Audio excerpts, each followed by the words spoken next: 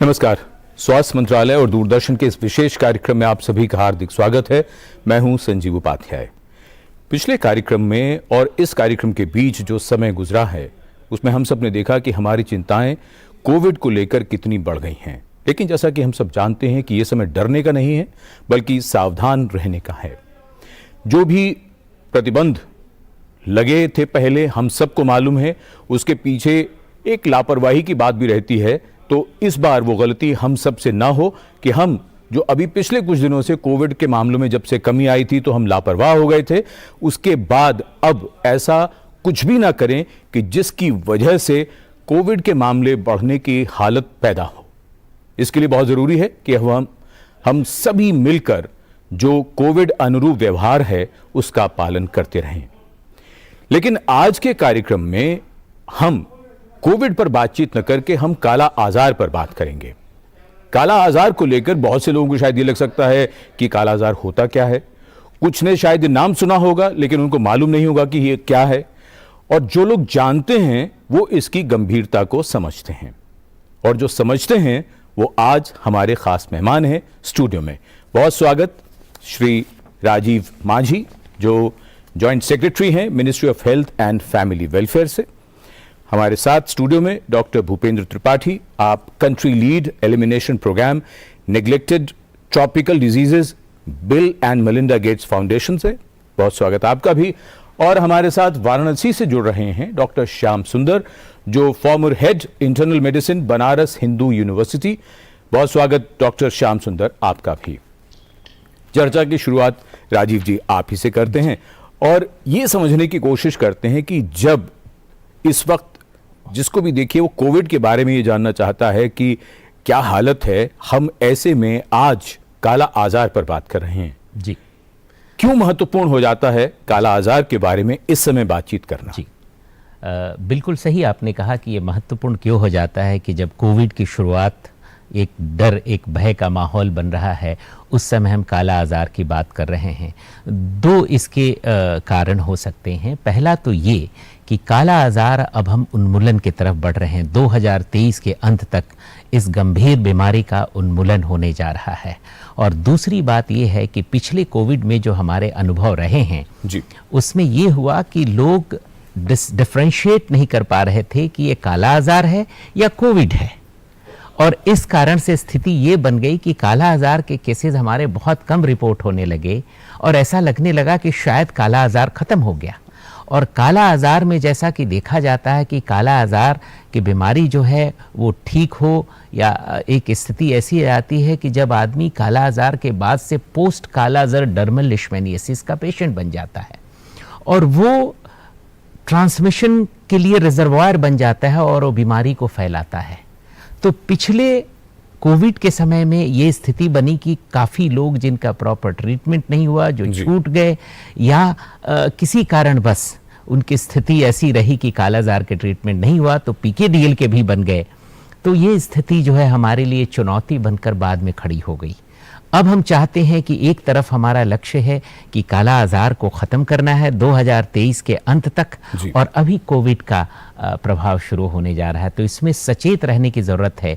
और जैसा कि हमारे अदर पैनलिस्ट हैं वो बताएंगे कि मेडिकली इसके लिए क्या करना है, कैसे हम इससे बच सकते हैं, कैसे इसका सही समय पे आप आइडेंटिफाई कर लें और सही समय पे उपचार करें, जो बहुत ही साधारण और सिंपल है, और इससे हम बच सकते हैं। जी डॉक्टर त्रिपाठी, आप नेग्लेक्टेड ट्रॉपिकल डिजीजेस के एक्सपर्ट हैं, तो हमें ज़रा ये समझाने की कोशिश करें कि नेग्लेक्टेड ट्रॉपिकल डिजीजेस में, जिसमें कार्यक्रम से पहले जो चर्चा हुई तो आपने स्पेसिफिकली ये बताया कि काला आजार उसमें शामिल है, तो ये क्या है पूरा नेग्लेक्टेड डिजीज़ का जो अम्ब्रेला जो है, और फिर काला आजार पर बात करना क्यों ज़रूरी हो जाता है, जो सवाल मैंने राजीव जी से पूछा था। तो सबसे पहले मैं धन्यवाद देना चाहूँगा आपको कि आपने इस प्रोग्राम के माध्यम से नेग्लेक्टेड ट्रॉपिकल डिजीजेस के बारे में चर्चा की। ये ग्रुप ऑफ डिजीजेस हैं जो विश्व स्वास्थ्य संगठन ने इनको एक ग्रुप पे रखा है, और इसमें लगभग 20 डिजीज या डिजीज कंडीशंस होती हैं। इनको नेग्लेक्टेड वर्ड इसलिए यूज़ किया गया है क्योंकि इसमें एक तो उन पॉपुलेशन में होता है जो सोशियो इकोनॉमिकली काफ़ी वीकर सेक्शन हमारा होता है। जी। दूसरा नेग्लेक्टेड इसलिए भी होता है क्योंकि हमारे पास बहुत अच्छे डायग्नोस्टिक्स और बहुत अच्छे ट्रीटमेंट हर एक के लिए नहीं है, इसलिए नेग्लेक्टेड है। तीसरा कि नेग्लेक्टेड है क्योंकि इसमें फाइनेंसिंग बहुत लिमिटेड है as compare to other programmes. अगर हम देखें तो इन ग्रुप ऑफ डिजीजेज में बहुत कम फाइनेंसिंग है।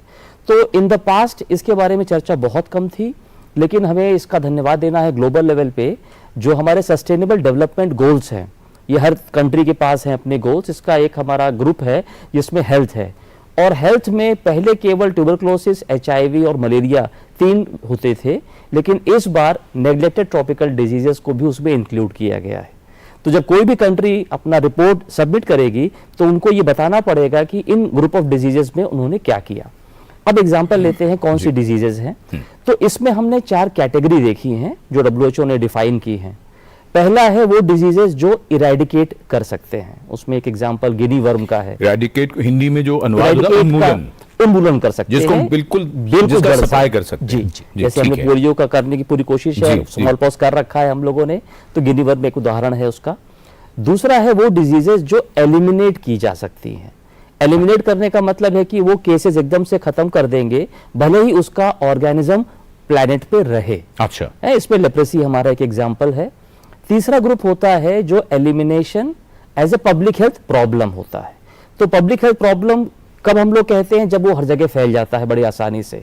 हम ये कह रहे हैं कि इन ग्रुप ऑफ डिजीजेस को इतना कम कर दीजिए कि वो जल्दी स्प्रेड ना हो सके, जन स्वास्थ्य की समस्या ना बने। जी हाँ, मामले आएंगे, कुछ आएंगे, हाँ, लेकिन इतने ज्यादा नहीं होंगे। जी। अच्छा। तो उसकी हर डिजीज के बारे में हमारी एक लिमिट होती है, उसमें काला आजार भी है, फाइलेरिया भी है। अच्छा। दोनों इसमें आते हैं। तो काला आजार में हमारा जो एक मानक रखा गया कि जैसे हम इंडिया की बात करते हैं, तो इंडिया में ब्लॉक लेवल पे एक केस से कम प्रति 10,000 जनसंख्या पे, यानी अगर एक हमारा ब्लॉक है वहां पे हमारी जनसंख्या मान लीजिए ये मानते हैं 1 लाख की है, तो वहां अगर 9 से कम केसेस रहें तो हम ये कह सकते हैं कि ये पब्लिक हेल्थ प्रॉब्लम नहीं है, ये हमारी कंट्रोल्ड है। तो elimination as a public health problem, ठीक है। तो इंडिया का ये है। बांग्लादेश में वहां पे उप जिला होता है, वहां पे भी यही लागू होता है, लेस देन 1 केस पर 10,000। नेपाल में जिले हैं, छोटे जिले हैं, वहां पे भी ये लागू होता है। तो ये हमारा एक मानक है। और जो चौथी कैटेगरी नेग्लेक्टेड ट्रॉपिकल डिजीजेस की है वो है जिनको हम केवल कंट्रोल कर सकते हैं, जहां पे हमें एलिमिनेट इरेडिकेट नहीं कर पाएंगे हम लोग। स्नेक बाइट आता है, डॉग बाइट आता है उसमें, तो ये हम लोगों का है।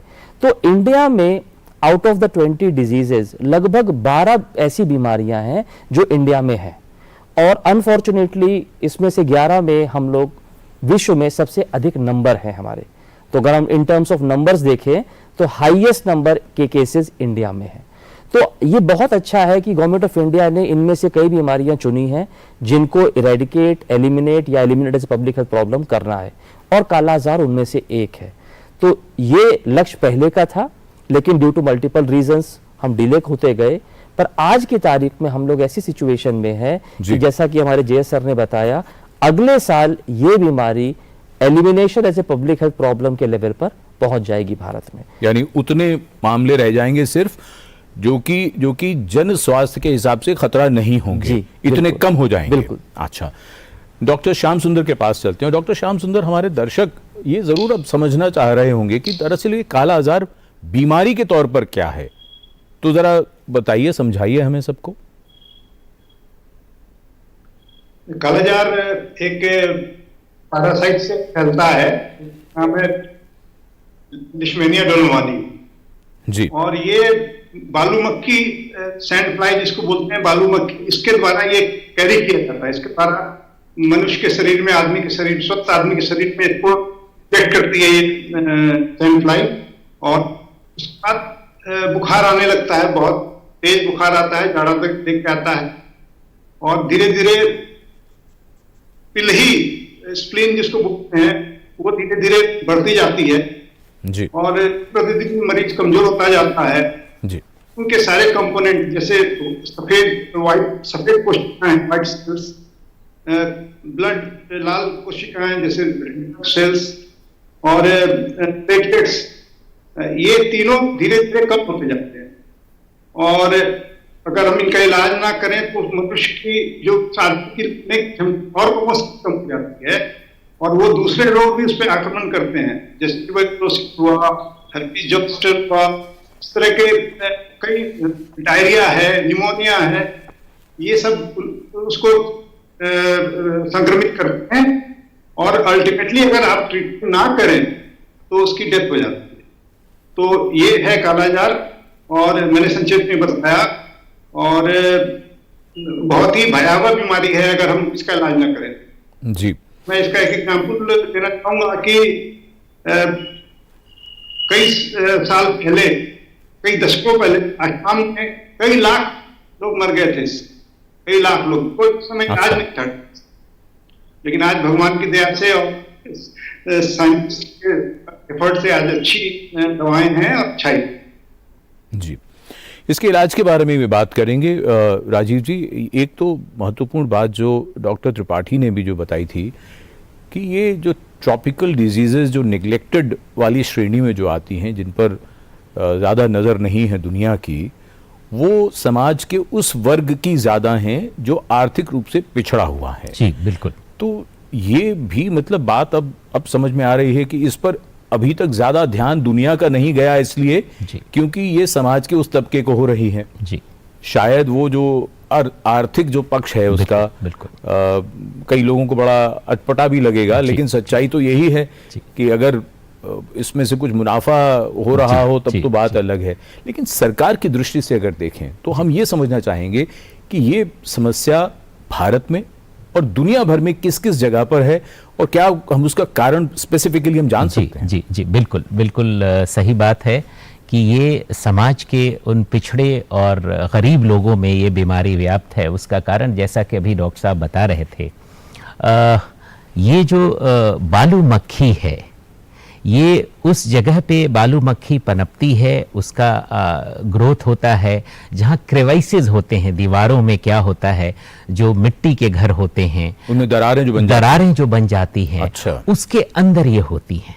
तो आमतौर पे यहाँ जहाँ पे हम गाय भैंस रखते हैं उसमें ये रहते हैं। अच्छा, उसमें एक नमी जो होती है, वहाँ अंधेरा होता है, ऐसे जगह पे ये पनपते हैं। अच्छा, तो मुख्य रूप से इसके शिकार वही गरीब तबके के लोग होते हैं।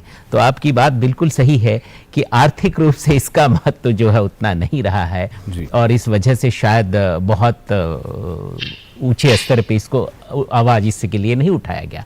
पर जो सही बात है, वर्तमान में भारत सरकार बिल्कुल कटिबद्ध है कि इसे हम मूल रूप से, इसे हम किसी तरह से इसका उन्मूलन करें, और उसके लिए विशेष अभियान चला करके भारत सरकार के माननीय स्वास्थ्य मंत्री के नेतृत्व में विशेष अभियान हम चला रहे हैं, और उसके तहत पूरी मंत्रालय, स्वास्थ्य मंत्रालय इसके लिए कटिबद्ध है कि हम इसको खत्म करें, इसका उन्मूलन करें as a public health problem.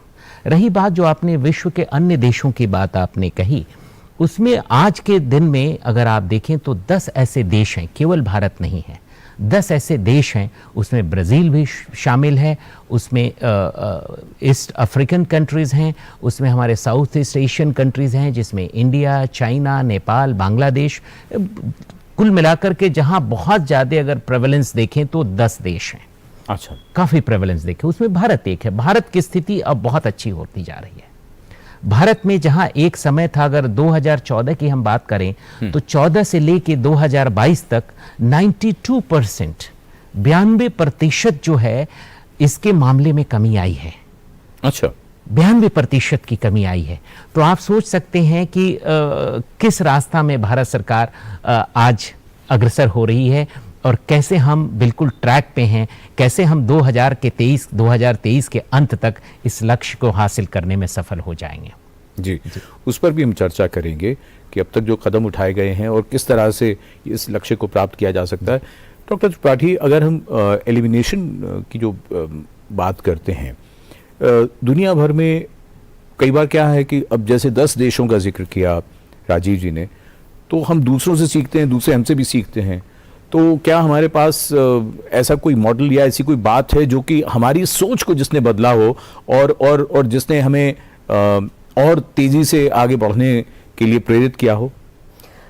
तो इसमें जो सर ने बताया अभी कि इतने सारे कंट्रीज हैं, इसमें एक चीज़ बस मैं ऐड करना चाहूँगा कि सैंड फ्लाई की बड़ी पिक्यूलर सिचुएशन है कि जो पैरासाइट है वो कंट्री टू कंट्री थोड़ा वेरी करता है। अच्छा। हाँ, जैसे हमारे यहाँ पे लिशमेनिया डोनोवानी है, तो दूसरी जगह पे लिशमेनिया का एक दूसरा सब ग्रुप होगा। अच्छा। और इसमें जो डिजीज की जो मैनिफेस्टेशन है, जो प्रकार होते हैं, हमारे यहाँ विशरल लीशमेनियासिस है, यानी कि जो हमारे अंदर के अंग होते हैं, लिवर है, स्प्लीन है, बोन मैरो है, वहां इम्पैक्ट करते हैं। एक इसका मैनिफेस्टेशन ये भी होता है जो कि केवल हमारा क्यूटेनियस है, यानी कि चमड़ी के ऊपर रहेगा। कुछ देशों में वो ज्यादा होता है, यूरोप वगैरह में भी, वहां पे कुछ कंट्रीज में, ब्राजील में, नॉर्थ अमेरिका में, चमड़ी के ऊपर, चमड़ी के ऊपर क्यूटेनियस है जी। और अच्छा है। और तीसरा है म्यूकोक्यूटेनियस, यानी ये म्यूकस एरिया है और क्यूटेनियस है। जैसे मान लीजिए हमारा ये मुंह है, इसके अंदर जो मुलायम वाली त्वचा होती है म्यूकस कहलाती है ये जी। तो म्यूकस और साथ में क्यूटेनियस ये भी होता है। तो हर कंट्री का हल्का हल्का वेरिएशन है। साउथ ईस्ट एशिया में इंडिया, नेपाल, बांग्लादेश में जो है वो एक जैसा है। वो क्या है? वो है हमारा लिशमेनिया डोनोवानी, जो विशरल लीशमेनियासिस करता है। अच्छा। और उसके ट्रीटमेंट के बाद 10 से 15% केसेस ऐसे होते हैं जिनमें पोस्ट काला आजार डर्मल लीशमेनियासिस हो जाता है। वो डर्मिस में हल्का सा उभार और कभी कभी बिना उभार के भी होता है, वो हम डिस्कस करेंगे जी। अब आते हैं सवाल जो आपने पूछा कि भारत में ऐसा क्या हुआ। भारत ने बहुत सारे अच्छे काम किए हैं, क्योंकि ये नेग्लेक्टेड डिजीज है, तो इसमें ड्रग्स का बहुत ज्यादा हमारे पास प्रकार नहीं था जी। तो इंडिया में ड्रग्स पे बहुत काम हुआ। हमारी बहुत सारी संस्थाएं हैं, ICMR जो Indian council of medical research है, उन्होंने और उसके साथ कई डेवलपमेंट पार्टनर से मिलकर नई ड्रग्स और ड्रग रिजीम का काफी काम किया। डॉक्टर श्याम सुंदर हमारे यहाँ साथ में हैं, BHU में बहुत सारा काम किया गया इस पे। अच्छा। जैसे मान लीजिए अगर VL और HIV का केस है, तो कौन सा ड्रग रिजीम हमारा सही रहेगा, कौन सी दवाएं चलाई जाएंगी, नॉर्मल दवा नहीं चल पाएगी, उस पर वेरिएशन करना पड़ेगा। दूसरा क्या हुआ, पहले हमारे यहाँ पे जो रेसिडुअल स्प्रे, जो कीटनाशक हम लोग करते थे, तो DDT वाला किया जाता था। अच्छा। लेकिन एक समय के बाद ये प्राप्त किया गया कि वहां पे रेसिस्टेंस डेवलप हो रहा है, तो सिंथेटिक स्प्रे करने के बाद भी मक्खियां नहीं खत्म हो रही थी। अच्छा। तो वो पूरी स्टडी की गई, तो उसमें क्या किया गया, सिंथेटिक पायरेथ्रोइड एक होता है, वो एक डिफरेंट टाइप का कीटनाशक होता है, उसको इंट्रोड्यूस किया गया। तीसरा क्या था, पहले हमारे यहाँ स्टिरअप पंप हुआ करते थे, जो एक तरह से बाल्टी हुई, उसमें लिक्विड भरा और पुश कर रहे हैं और कर रहे हैं जी। फिर हैंड कंप्रेशन पंप लाए गए। अच्छा। हैंड कंप्रेशन पंप में क्या था, पूरा पंप होता था, प्रेस किया और उसमें एक छोटी सी घड़ी होती है जो ये बताती है प्रेशर कितना सही है, और उससे किया गया एक नए प्रकार का। तो ये गवर्नमेंट ऑफ इंडिया का इनिशिएटिव रहा। इसके अलावा बहुत सारा काम किया गया जन भागिता के लिए, कम्युनिटी मोबिलाइजेशन के लिए, क्योंकि कम्युनिटी मोबिलाइजेशन जब तक नहीं होगा, जब उन्हें पता ही नहीं समस्या क्या है, तो वो जाएंगे कहाँ, तो उस पर बहुत सारा काम किया गया। और अब ये लर्निंग हम लोग कोशिश कर रहे हैं ईस्ट अफ्रीका में अप्लाई करने के लिए। अच्छा। एक और बड़ा काम किया गया जो गवर्नमेंट ऑफ इंडिया ने किया, government of India, government of Nepal and government of Bangladesh, तीनों ने मिलकर एक MOU साइन किया 2005 में, उसको बाद में रिन्यू किया 2014 में, जहां यह तय किया गया कि तीनों देश मिलके काम करेंगे, जिसमें खासकर डेटा शेयरिंग का है। जैसे मान लीजिए हमारे बिहार और उत्तर प्रदेश के वो जिले जो नेपाल से जुड़े हुए हैं, तराई वाले, बांग्लादेश का और हमारे वेस्ट बंगाल के जिले हैं, तो वो शेयरिंग ऑफ डेटा लाया गया। और WHO के साउथ ईस्ट एशिया ऑफिस के अध्यक्षता में ये पूरा MOU हुआ। अब ये प्रिंसिपल हम ईस्ट अफ्रीका के कंट्रीज में लाना चाह रहे हैं, क्योंकि कई ऐसे बॉर्डर होते हैं जो पोरस होते हैं, यानी कि यहाँ की जनता पार करके वहां चली गई, वहां की यहाँ आ गई। ऐसे में अगर कोई बीमार व्यक्ति है, वो चला गया, तो ट्रांसमिशन भी साथ में जाएगा जी। तो ये सब हमारे कुछ एग्जाम्पल्स हैं जो भारत ने बहुत अच्छे किए हैं और जो हम ग्लोबल लेवल पे ले जाएंगे। जी। डॉक्टर श्याम सुंदर, आपके पास आना चाहेंगे, और जो बात आपने बताई थी कि ये किस तरह मक्खी के द्वारा, सैंड फ्लाई के द्वारा ये ट्रांसमिट होता है, एक बात यहाँ पर हम ये भी समझना चाहेंगे, बहुत से लोगों को ये भी लग रहा होगा कि वो देश के उन हिस्सों में रहते हैं जहाँ इस तरह के मामले रिपोर्ट होते हैं, तो किस तरह से पहचाने बालू मक्खी, मतलब मच्छर ने काटा कि मक्खी ने काटा, और फिर ये फर्क कैसे समझेंगे, और लक्षण क्या होंगे किसी भी व्यक्ति में अगर वो इन्फेक्ट हुआ है। इस कार्यक्रम की रिसर्च के दौरान ये भी बात आई कि इन्फेक्ट तो हो सकता है कि आप आज हो गए हों, लेकिन कई महीनों या कुछ वर्षों बाद भी हो सकता है कि आपको उसके लक्षण दिखाई दें। जरा ये इस बात को जरा स्पष्ट करिए थोड़ा सा प्लीज। एक्चुअली जो कालाजार की जो ट्रांसमिशन वाली बालू मक्खी है, जो सैंड फ्लाई है, ये करीब 1/4 ऑफ द साइज ऑफ ए मच्छर होती है। ओ, इतनी छोटी है? इतनी छोटी होती है। अच्छा। और जैसा कि त्रिपाठी जी ने बताया, वो अंधेरे घर में जहाँ ह्यूमिडिटी है जैसे अपना जहाँ गाय भैंस बांधी जाती है जी, उसमें ये दीवारों की दरारों में छुपी रहती है। अच्छा, पहले ये देखा गया कि जो मिट्टी के घर हैं हाँ, वो सबसे ज्यादा वल्नरेबल है इससे, क्योंकि मिट्टी के घरों में दरारें आसानी से पड़ जाती हैं। तो एक इसका मतलब ये भी पाया गया कि अगर हम इसको ब्रिक हाउसेज बना देंगे, हाँ, तो एक ये भी दिशा में इस दिशा में कदम था। बिल्कुल। और जहां तक इसके लक्षण का सवाल है, देखिए काटने के बाद कोई लक्षण नहीं मालूम पड़ता, इतना वो एक मच्छर के काटने जितना भी तकलीफ नहीं होती इसके, कोई निशान नहीं पड़ता काटने के बाद। और अच्छा, अगर 10 लोगों को ये ये लिशमेनिया डोनोवानी या जो भी कालाजार का ऑर्गेनिज्म है ये पहुंचता है जी, तो सिर्फ उसमें हिंदुस्तान में एक ही आदमी को, 10 में से 1 या 2 आदमी को ही ये बीमारी होगी, बाकी 8 को नहीं होगी। अच्छा, हाँ हाँ। और फिर जैसा मैंने आपसे बताया कि धीरे धीरे फिर कुछ दिनों के बाद, ऐसा हो सकता है 3 महीने बाद या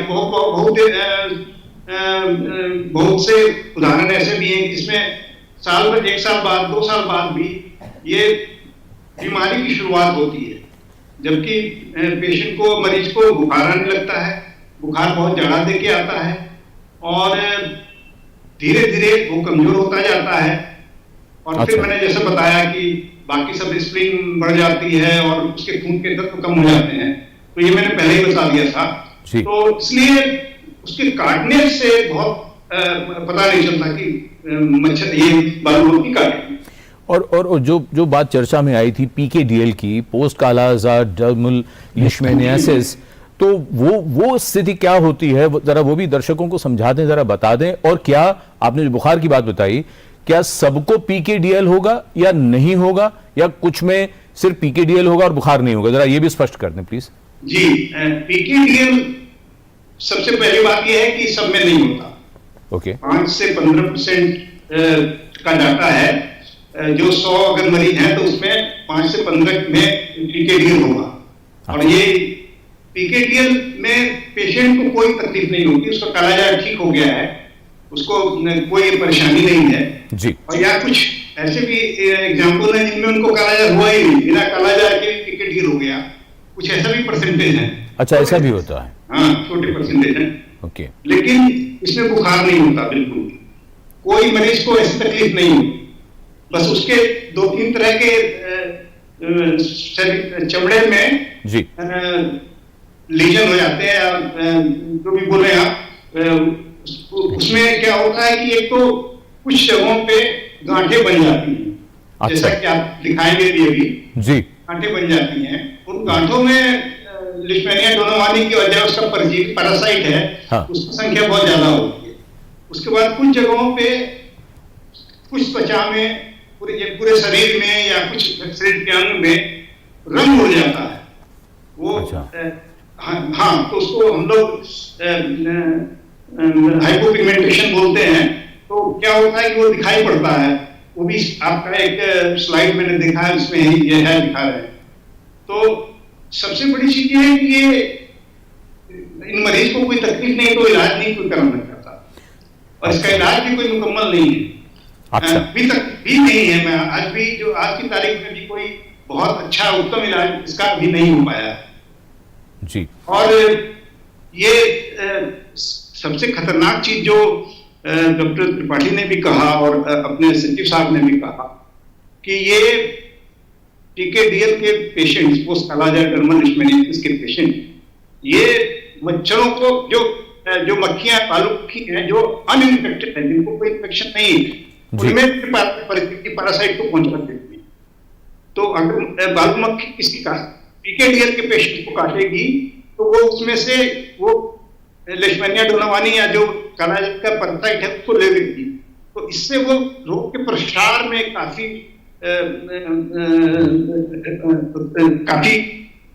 रोल अदा करती है। तो इसलिए बहुत इंपॉर्टेंट है कि हम, जैसा कि अभी डिस्कशन भी हो रहा था, कि हम कालाजार के उन्मूलन, जो हमारा गोल है, उसके करीब करीब पहुंच चुके हैं जी। हमें पीकेडीएल को भी छोड़ना नहीं है, नहीं तो ये सारा किया कराया गड़बड़ हो जाएगा।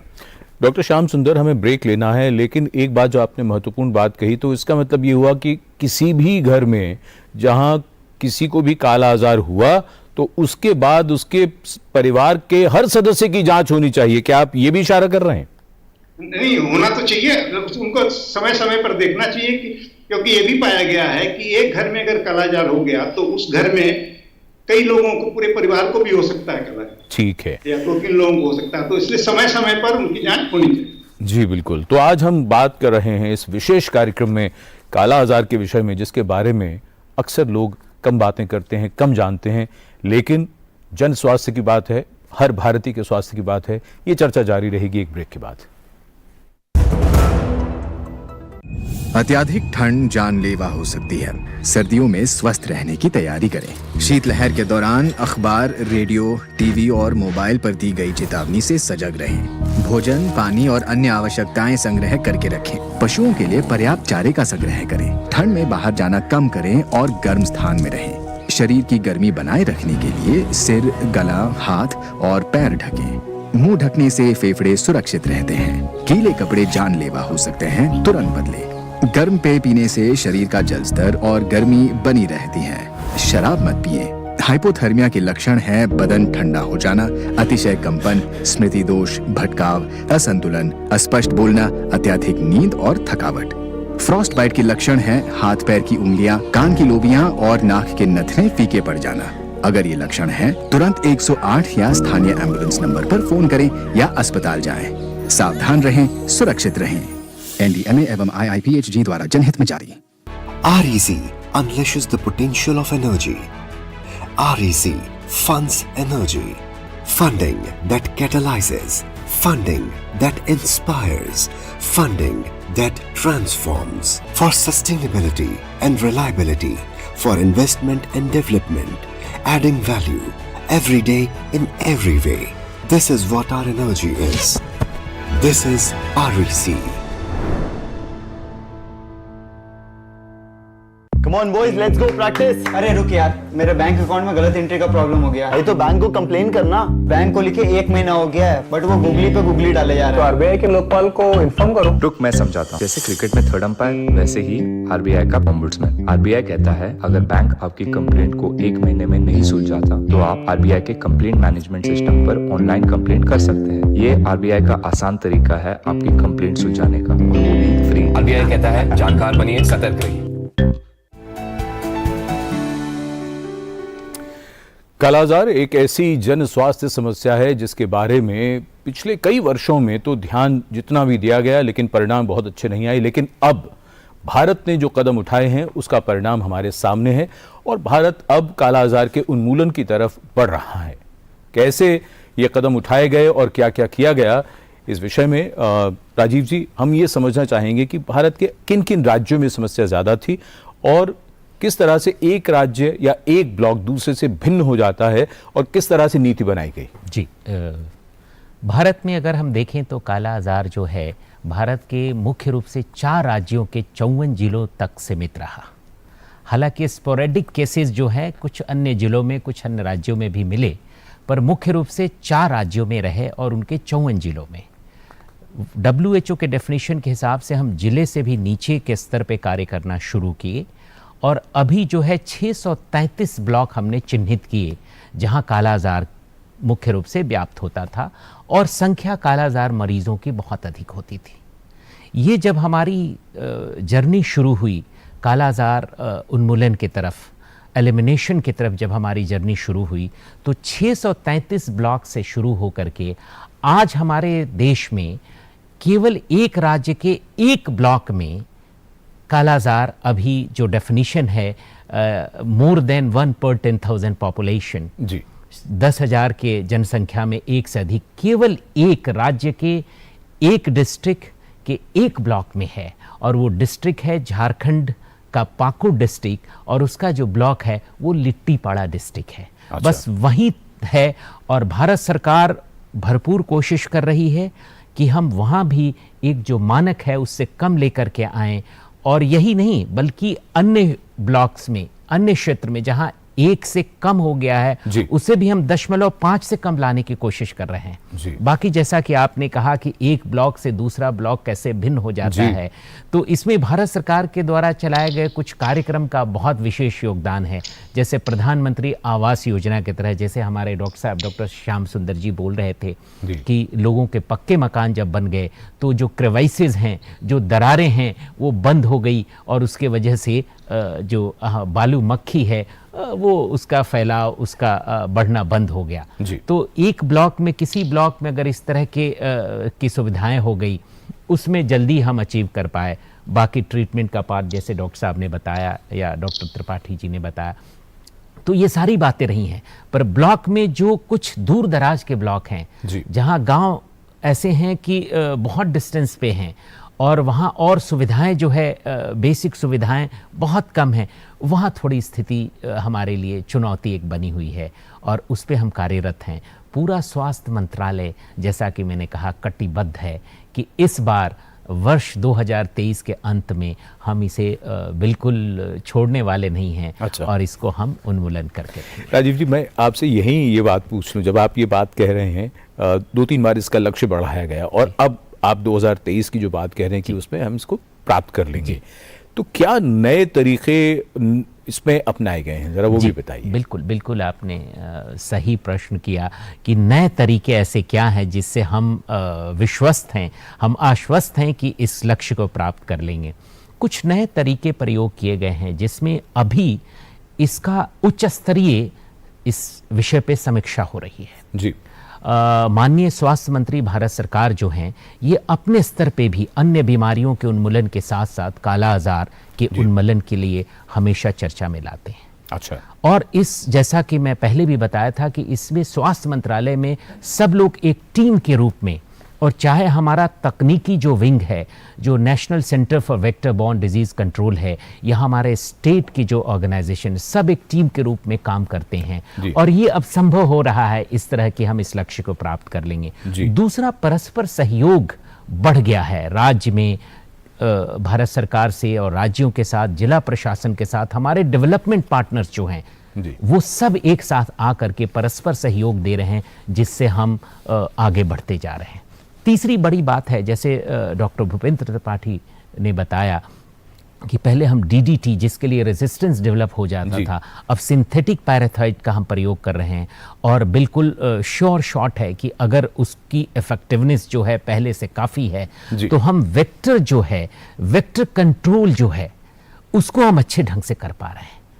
अच्छा। चौथी बात जो है वो ये है कि रोग की जितना जल्दी हो हम पहचान करने की कोशिश कर रहे हैं। उसमें पीएचसी लेकर के जिला स्तर या हर स्तर तक अभी 22 मेडिकल कॉलेजेस को भी इसमें अटैच किया गया है। जी। तो तुरंत रोग की पहचान और तुरंत उपचार। अच्छा। तो इससे जो है ये संभव हो जा रहा है।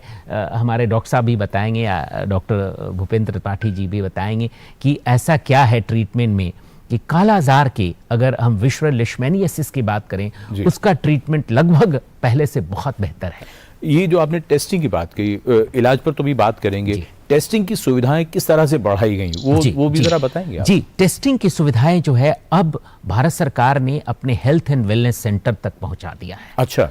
और ये जो सुविधा है कालाजार के लिए, वो चाहे दवाइयां हो या टेस्टिंग हो या उसके लिए कीटनाशक दवाइयां हो, वो सब कुछ सरकार 100% सेंट्रली स्पॉन्सर्ड स्कीम में दे रही है। अच्छा। हाँ, तो अब ये संभव सरकार की ओर से, जी सरकार की ओर से है कि हम 100% जो है सरकार सब कुछ PHC, health and wellness centre तक सरकार पहुंचा रही है, जिससे ये संभव लग रहा है कि हम इस लक्ष्य को प्राप्त कर लेंगे। हमारी शुभकामनाएं।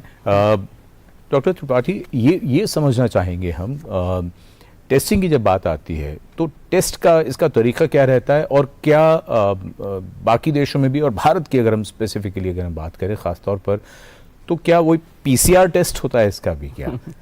तो पीसीआर किया जा सकता है, लेकिन वो हायर सेंटर पे होते हैं। अच्छा। हमारे पास एक बहुत अच्छा रैपिड डायग्नोस्टिक टेस्ट है। अच्छा। तो हम लोग कहते हैं RK39।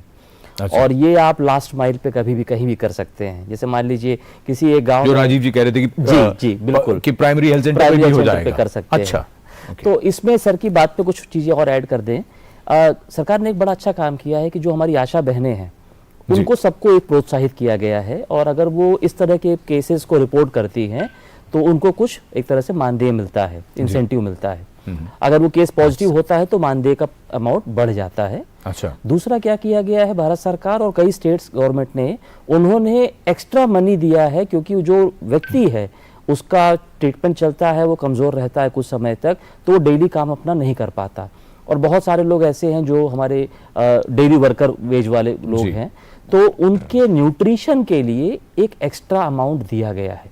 जैसे फॉर एग्जांपल अगर हम बिहार की बात करें तो बिहार में लगभग 6,500 रुपए एक पॉजिटिव वीएल केस को देते हैं स्टेट गवर्नमेंट से, और 500 रुपए मिलता है सेंट्रल गवर्नमेंट से।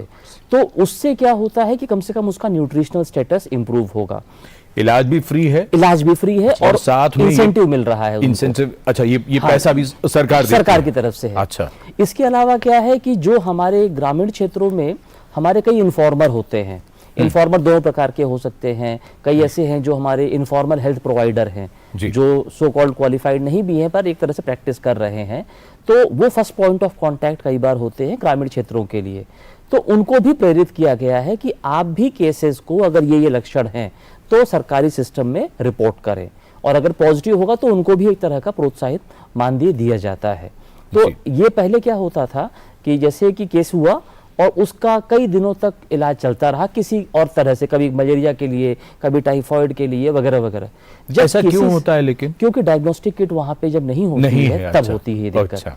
तो अब हम लोगों ने क्या किया है, सरकार ने क्या किया है, पार्टनर से मिलके जितने भी हमारे इस तरह के प्रैक्टिशनर्स हैं, जो क्वालिफाइड भी हैं, अनक्वालिफाइड भी हैं, उनको सबको सेंसिटाइज किया है कि देखिए अगर ये लक्षण आ रहे हैं तो तुरंत आप रिफर कर दीजिए, टेस्ट हो जाएगा।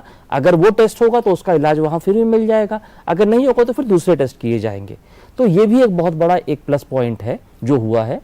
और बहुत सारा वर्क हो रहा है, हमारी जो पंचायती राज सिस्टम है, जो हमारे प्रधान वगैरह भाई लोग हैं, बहनें हैं, उनको सेंसिटाइज किया जा रहा है, वार्ड मेंबर्स को सेंसिटाइज किया जा रहा है कि वो भी केसेस को रिपोर्ट टाइम पे करें।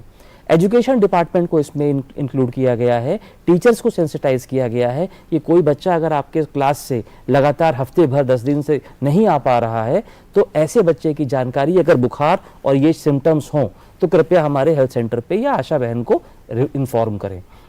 इसके साथ में हम लोगों ने अभी रिसेंटली गवर्नमेंट ऑफ इंडिया ने एक ब्रांड एम्बेसडर को चुना है। जैसे आपको याद होगा कि पोलियो में अमिताभ बच्चन जी आते थे और 2 बूंद जिंदगी की कहते थे। अभी मनोज बाजपेयी जी ने अपने एक तरह से इसमें साथ दिया है। तो वो काला आजार पे उन्होंने बहुत अच्छा एक क्लिप दिया है। आज हम अनफॉर्चुनेटली आपको दे नहीं पाए टाइम पे, लेकिन वो हम लोग यूज करेंगे। तो क्योंकि वो इलाका ऐसा है जहाँ पे उनकी बहुत अच्छी एक तरह से पकड़ है, चाहे बिहार हो, झारखंड हो, उत्तर प्रदेश हो, तो वो भी हम लोग कर रहे हैं।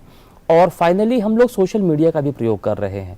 जैसे आजकल के बच्चे बहुत सारा यूट्यूब पे, इंस्टाग्राम पे, उन सब पे जाते हैं, तो हम लोग कोशिश कर रहे हैं सिंपल और आसान तरीके से उनको समझा सके कि अगर कोई इस तरह का है, आपके घर में है, तो कृपया करके सरकारी अस्पताल में उसको लाइए, फ्री में उसकी जांच होगी, इलाज होगा। तो ये सब बहुत अच्छे पॉजिटिव स्टेप्स हैं जो गवर्नमेंट इस वक्त कर रही है। आप लोगों से बात करते हुए ये वाकई एहसास हो रहा है कि ये एक इतनी बड़ी समस्या है जिसके बारे में बहुत कम बातचीत हुई है, जिसके कारण शुरू में ही जान लिए गए थे कि उसको एक आर्थिक पक्ष भी उसका रहा है, जिस दुनिया का ध्यान उतना गया नहीं। डॉक्टर श्याम सुंदर, आपसे हम ये समझना चाहेंगे, जो लक्षणों की बात हो रही थी, कौन व्यक्ति, और ख़ास तौर पर जो देश के उन हिस्सों में और उन ज़िलों में या उन ब्लॉक्स पे, जैसा राजीव जी कह रहे थे, वहाँ पर हैं, तो कौन से लक्षण होने पर वो जरूर शक करें और वो जांच करवाएं, जरा वो बता दीजिए। ये बहुत ही बात है। अगर आपका कोई बुखार आ रहा है और लग रहा है और ये 2 हफ्ते से ज्यादा का है, बुखार कितना हो, इसमें क्या हाई फीवर होता है क्या? हाई फीवर भी हो जाता है, शुरू में कम रहेगा, फिर हाई भी हो जाता है, बहुत हाई भी हो जाता है, फिर धीरे धीरे कम हो जाता है। तो और अगर ये परसिस्ट कर रहा है, 2 हफ्ते से ज्यादा हो रहा है, तो अपना K39 की जो स्ट्रिप की जांच है उसको जरूर करवाएं और इसमें कोताही न बरतें। ये बहुत इंपॉर्टेंट है और इसी से हमें पता लग सकता है अर्लीस्ट, जल्दी से जल्दी इस पेशेंट को काला जार है कि नहीं। एक और बात जो ब्रेक में जाने से पहले हमने आपसे पूछी थी, वो ये कि अगर मान लीजिए किसी परिवार में एक व्यक्ति का टेस्ट पॉजिटिव आ गया, तो क्या उस परिवार और क्या उस मोहल्ले में या आसपास आप लोगों की फिर नजर रहती है? आप कहते हैं कि आप सब भी टेस्ट कराइए? जी, मतलब आपका कहने का मतलब है कि हाँ, जिसमें देखिए घर वाले जो घर में रहते हैं वो तो सबसे ज्यादा वल्नरेबल है, उनका तो टेस्ट समय समय पे होना ही चाहिए। और एक जो गवर्नमेंट ऑफ इंडिया ने जो अपने सचिव साहब कह रहे थे और त्रिपाठी जी कह रहे थे, जो छिड़काव है उसको उस घर के चारों तरफ 100 मीटर के दायरे में छिड़काव कर दिया जाता है ताकि वो वेक्टर जो है वो वहां से खत्म हो जाए। तो ये हो सकता है जो आसपास जो लोग रहते हैं वो भी इफेक्टेड हो सकते हैं, क्योंकि मच्छर बालू मक्खी का कोई ये तो है नहीं कि एड्रेस की इस पते पे क्यों रहे, वो तो ये आज एक मकान पे कल उस घर पे है, तो इसलिए मतलब ये बिल्कुल हो सकता है जैसा आपने डॉक्टर श्याम, मुझे जाना होगा। अच्छा, ठीक है, हम धन्यवाद देना चाहेंगे आपको, आप चर्चा में शामिल रहे। बहुत बहुत धन्यवाद डॉक्टर श्याम सुंदर इस चर्चा में शामिल होने के लिए। बातचीत अब स्टूडियो में ही जारी रहेगी। राजीव जी, एक बात और आपसे यहाँ पर हम समझ लें, जो इंसेंटिव देने की जो बात डॉक्टर त्रिपाठी ने सामने रखी, तो भारत सरकार ने, क्योंकि एक तरफ इलाज भी फ्री है, ये सुविधाएं भी हैं, ये लक्ष्य भी है, और साथ साथ आर्थिक रूप से भी मदद, तो ये किस प्रकार से आगे बढ़ रहा है और लगातार इसमें क्या कुछ आइडेंटिफिकेशन कैसे होता है और किस तरह से वो पैसा पहुंचता है, जरा वो भी बताएं। जी, बहुत सटीक प्रश्न आपने किया है। जैसा कि मैंने पहले बताया कि ये 100% जो है इसका सपोर्ट जो है सेंट्रल स्पॉन्सर्ड स्कीम के तहत भारत सरकार से किया जाता है। इसमें होता क्या है कि गरीब लोग, खास करके जो मजदूर तबके के लोग हैं, वो जब बीमार पड़ते हैं तो बहुत बार वो बीमार रह करके भी अपना काम शुरू करना चाहते हैं कि उनका वेज लॉस होता है। जी, वो चाहते हैं कि भाई अगर वो काम कमाएंगे नहीं तो खाएंगे क्या? बिल्कुल। तो ये उनकी स्थिति होती है, इसलिए भारत सरकार ने जो है उनको सपोर्ट करने का फैसला किया। और इसमें जो 4 राज्य हैं भारत के, वो उत्तर प्रदेश, बिहार, पश्चिम बंगाल और झारखंड, चारों राज्य में राज्य सरकारें भी उन्हें सपोर्ट करती हैं। हम यहाँ से सबसे पहले तो उसके पहचान के लिए आशा को जो है, आशा बहन को 500 रुपये का हम देते हैं, ताकि आशा बहन इससे उत्साहित होकर के नज़र रखे गांव के हर लोगों पर कि अगर इसको किसी तरह इस तरह की बुखार है, वो 10-12 दिन से अधिक है और इसने मलेरिया का भी ट्रीटमेंट ले लिया, इसने कुछ एंटीबायोटिक्स भी खा लिए और उसके बाद भी ठीक नहीं हो रहा है, तो उसे तुरंत जो है। अच्छा, काला आजार का बुखार होगा जी, तो मलेरिया जो भी दवाइयां खा ली फिर भी बुखार नहीं जाएगा? बुखार रहेगा जी, वो कंटिन्यू करता है। तो अब उसके दिमाग में ये बात आ जाती है कि अब मैं लेके जाऊं इसको PHCPA और उसे 500 रुपये भी इंसेंटिव मिल जाएंगे। ठीक है, तो इस वजह से वो भारत सरकार जो है आशा बहन को देती है वो 500 रुपये का इंसेंटिव और ले करके PHC पे जाती है। जैसा कि डॉक्टर साहब ने बताया, वो टेस्ट करने के बाद जैसे ही कालाजार का केस होता है उसका ट्रीटमेंट शुरू हो जाता है। और शुरू होते ही जो है उसका जो राज्य सरकार है, हर राज्य सरकार में अलग अलग मानदेय है, तो अपने हिसाब से उसके वेज लॉस के अगेंस्ट में उसको कवर करने के लिए कि उसका न्यूट्रिशन भी बना रहे, उसका वेज लॉस भी सफ़र ना करे, ताकि वो स्वेच्छा से अपना इलाज करा सके व्यक्ति। तो इस तरह के इंसेंटिव्स दिए गए हैं। जी, डॉक्टर त्रिपाठी, डॉक्टर श्याम सुंदर तो चले गए हैं, लेकिन इलाज की बात दर्शक जरूर समझना चाहते होंगे, क्योंकि बीच में उन्होंने एक बात कह दी थी कि कुछ स्थितियों में इलाज उसका है ही नहीं, मैनेजमेंट जैसी कोई चीज़ है। जरा ये स्पष्ट करिए कि एक बार किसी को खास तौर पे जब हम पोस्ट कालाजार टर्मिनल लिशमैनियासिस की बात करते हैं तो क्या सिचुएशन बनती है और उसका फिर मैनेजमेंट क्या होगा? जी, तो इसको इस तरह से देखिए, अगर मान लीजिए मैं एक मरीज हूँ, ठीक है, तो मुझे कमज़ोरी आना शुरू होगी पहले, ठीक है, बहुत सिम्टम्स और कुछ दिखाई नहीं पड़ेंगे। कमज़ोरी के बाद बुखार आना शुरू होगा और बुखार हल्का रहेगा शुरू में, बीच में फिर बढ़ेगा। साथ ही साथ मेरा जो लिवर है और जो मेरा स्प्लीन है उसका साइज बढ़ना शुरू हो जाएगा, ठीक है। अब मैं ओवर पीरियड ऑफ टाइम फिर मैं इतना कमज़ोर हो जाऊंगा कि मैं कुछ नहीं कर पाऊंगा और मैं बिस्तर पे पड़ा रहूंगा। अच्छा, अगर ऐसी कंडीशन में मुझे रेफर कर दिया गया सरकारी अस्पताल या जहां पे भी डायग्नोस्टिक फैसिलिटी हमें अवेलेबल है, वहां मेरा टेस्ट होगा और RK39 से अगर मैं पॉजिटिव पाया गया और मेरा स्प्लीन बढ़ा हुआ था, लिवर बढ़ा हुआ था, तो इमीडिएटली हमारे पास जो दवा है वो लाइपोसोमल एम्फोटेरेसिन B है, एक दवा, उसको आईवी दिया जाता है और केवल 6 घंटे मात्र में वो दवा दे दी जाएगी और वही ट्रीटमेंट पूरा हो गया। उसे और कुछ नहीं करना है, अब केवल घर जाके अपना खाना पीना है, अपने आप को मजबूत करना है। ये लेटेस्ट दवा है। इससे पहले जो दवाएं होती थी वो लंबे दिनों तक चलती थी, उसके साइड इफेक्ट्स बहुत ज्यादा होते थे। अच्छा। पर यहाँ पे ये एक दवा है लैम्ब, ये सबसे आसान, फ्रीली अवेलेबल है सरकारी सिस्टम में। ये आपके काला आजार को, विसरल लीशमैनियासिस को ट्रीट करती है। Point number 1। पॉइंट नंबर 2 क्या होता है, जितने इस तरह के मरीज है काला आजार के जिनका ट्रीटमेंट हो चुका है, उनमें से लगभग 10 से 15% ऐसे लोग होते हैं जो 6 महीने या 1 साल या 2 साल, कई बार 3 साल तक पीकेडीएल में कन्वर्ट हो जाते हैं। यानी वो जो परजीवी अंदर था पहले, वो आके त्वचा में बैठ गया है। ठीक है, ऐसे लोगों को जब हम ले जाते हैं तो क्लिनिकल टेस्ट होता है, इसका स्लिट स्मीयर होता है, बहुत कम जगहों पे हो पाता है, पर हिस्ट्री और उसके डिजाइन से लोग, डॉक्टर समझ जाते हैं ये पीकेडीएल है। इसका ट्रीटमेंट थोड़ा कठिन होता है। इसमें क्या होता है, ओरल ड्रग है, टैबलेट दी जाती है मिल्टीफोसिन की, और ये दिन में 2 बार लेनी पड़ती है और इसको चलाना पड़ता है लगभग 3 महीने तक। अच्छा। और ये 3 महीने चलाने पे क्या होता है कि आप इकट्ठा तो दे नहीं सकते किसी को। जैसे आपने इकट्ठा मुझे दे दिया, मैंने 10 खाया, 20 खाया, उसके बाद फायदा दिखने लगा, मैंने छोड़ दिया। अच्छा। तो इसलिए सरकार ने इसमें क्या दिया है कि 1 हफ्ते की दवा एक बार में दी जाएगी, ताकि रिव्यू कर सके, ताकि, और फिर लौट के आना है, खाली पैकेट भी दिखाना है कि तो खाई भी और फिर नया पैकेट मिल जाएगा। अच्छा। ठीक है। इसमें एक और समस्या आती है कि कुछ लोगों में आई कॉम्प्लिकेशन हो जाता है, आंखों में थोड़ी दिक्कत आ जाती है। अच्छा। तो बुलाने का ये फायदा होता है कि हम ये चेक कर लेते हैं कि कहीं आंखों में कोई दिक्कत तो नहीं है। तो एक तरह का फॉलोअप भी हो गया और ट्रीटमेंट भी हो गया।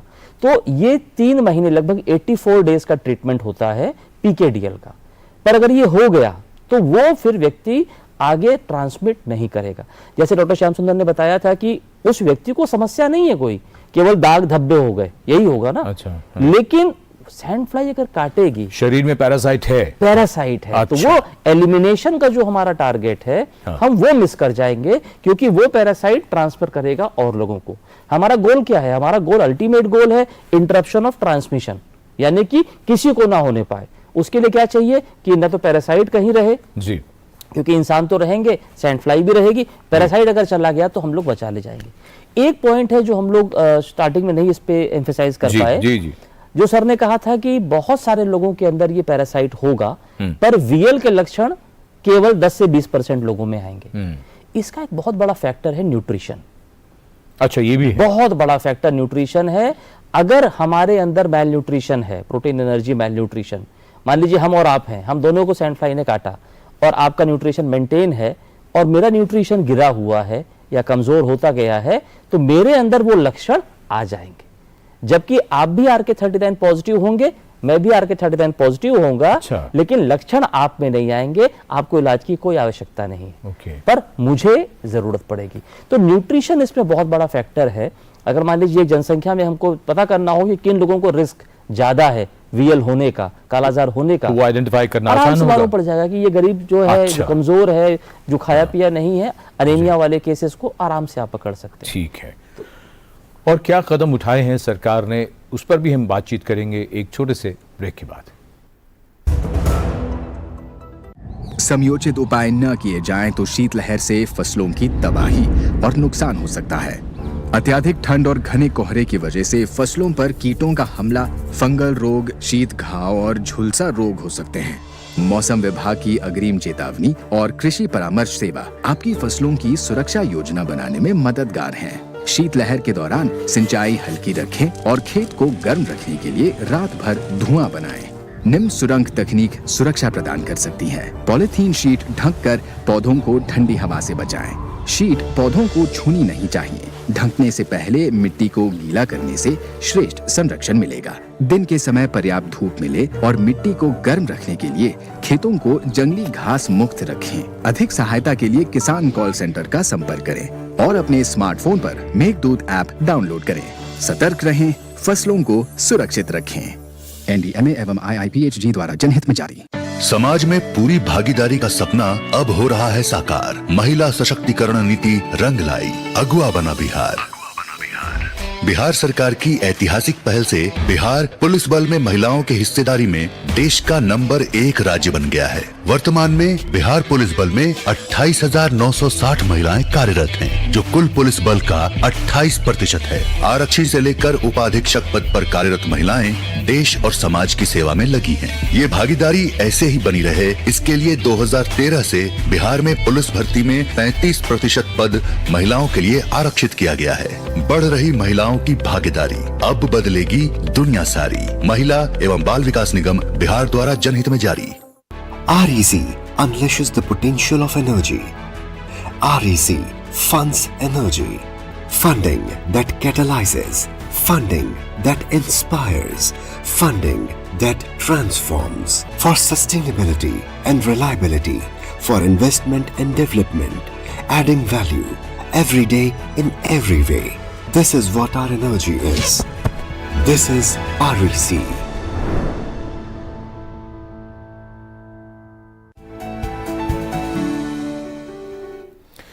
किसी समस्या को अगर खत्म करना हो तो पहले ये स्वीकारना जरूरी है कि वो समस्या है। अब हमने मान लिया कि काला आजार एक बड़ी जन स्वास्थ्य समस्या है, तो अब जब तक उसका कारण जो है उसको हम खत्म नहीं करेंगे तो समस्या कैसे खत्म होगी। तो राजीव जी, हमें ये समझाइए, ये वेक्टर बॉर्न कंट्रोल की जब हम बात करते हैं, वेक्टर बॉर्न डिजीजेस की बात करते हैं, इस दिशा में हमने क्या क्या कदम उठाए। आपने बताया कि खासतौर पे काला आजार के परिप्रेक्ष्य में आपने बताया कि किस तरीके से जो छिड़काव किया जाता था वो, लेकिन अगर हम पूरे देश की बात करें तो ये किस दिशा में हम आगे बढ़े हैं? बिल्कुल, अगर वेक्टर बॉर्न डिजीजेस की हम बात करते हैं तो भारत सरकार 6 वेक्टर बॉर्न डिजीजेस को विशेष रूप से उसके उन्मूलन के लिए कार्य कर रही है। वेक्टर बॉर्न डिजीजेज अगर आप देखें तो मलेरिया है जी, लिम्फेटिक फाइलेरियासिस है, जापानीज एनकेफेलाइटिस है जिसको हम दिमागी बुखार कहते हैं और कुछ जगहों पे ही सीमित है, डेंगू है जी, चिकनगुनिया है और एक हमारा ये काला आजार है। तो ये 6 ऐसे बीमारियां हैं, ऑफ कोर्स जिका भी है इसमें जी। तो ये 6 ऐसे बीमारियां हैं जिसके प्रति भारत सरकार बिल्कुल सशक्त रूप से कार्य कर रही है। और उस वेक्टर को कंट्रोल करने के लिए अगर वेक्टर की हम बात करें तो इसमें 2 वेक्टर हो जाते हैं, एक मच्छर है और एक बालू मक्खी जी।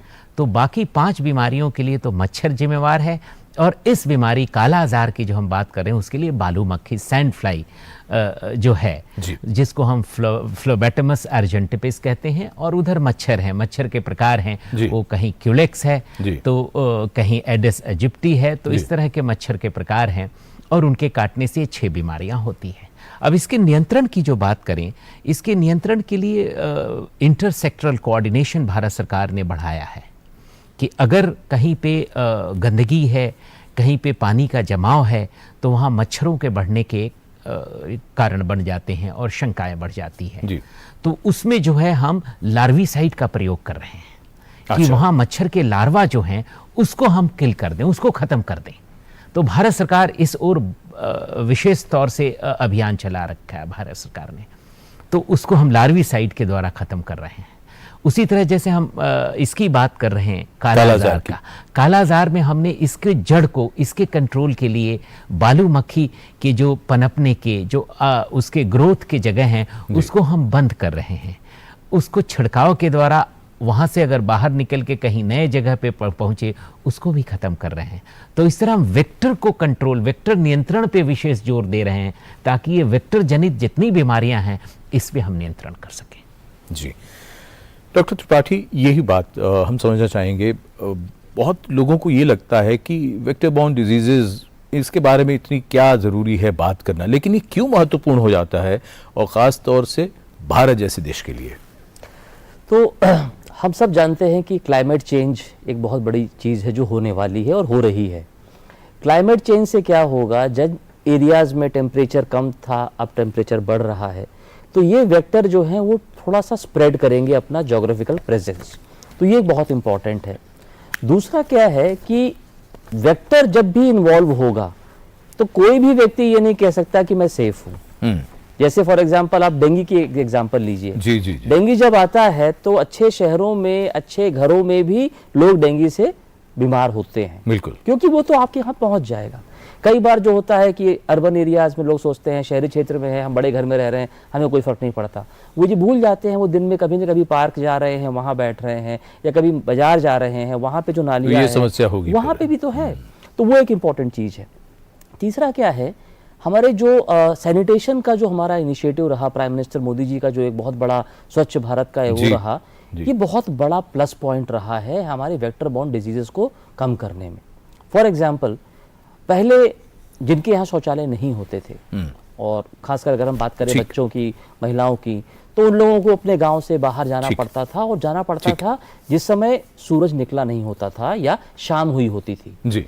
ये परफेक्ट टाइम होता है बालू मक्खी और मच्छर को काटने का, यानी झाड़ फूस वहां पे है जी। और वहीं पे अगर शाम को और अर्ली मॉर्निंग कोई बैठेगा, उसे ये काटेंगे, तो ये खतरा रहेगा और ये ट्रांसमिट करेंगे। तो इसका मतलब ये है कि ये बीमारी जो है हमारे आसपास रहती है, अब जरूरत है उसको समझने की और उसको कंट्रोल करने की। बिल्कुल सही कह रहे हैं। समय चूंकि लगभग समाप्त होने को है, चलते चलते राजीव जी, जो बात आपने कार्यक्रम के शुरू में कही थी कि लक्ष्य है 2023 उन्मूलन का, एक बार काला आजार को लेके खास तौर पर, और जो नेग्लेक्टेड डिजीजेस, ट्रॉपिकल डिजीजेस की जो बात हो रही थी, उस पूरे परिप्रेक्ष्य में, उस संदर्भ में आप क्या कहना चाहेंगे?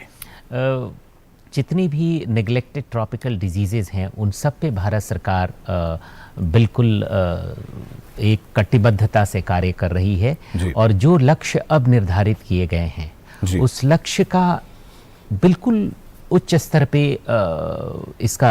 इसकी समीक्षा हो रही है, और हम उन सारे लक्ष्य को लगभग प्राप्त करेंगे। अभी माननीय प्रधानमंत्री जी ने एक लक्ष्य को बल्कि भारत ने पहले कर दिया है।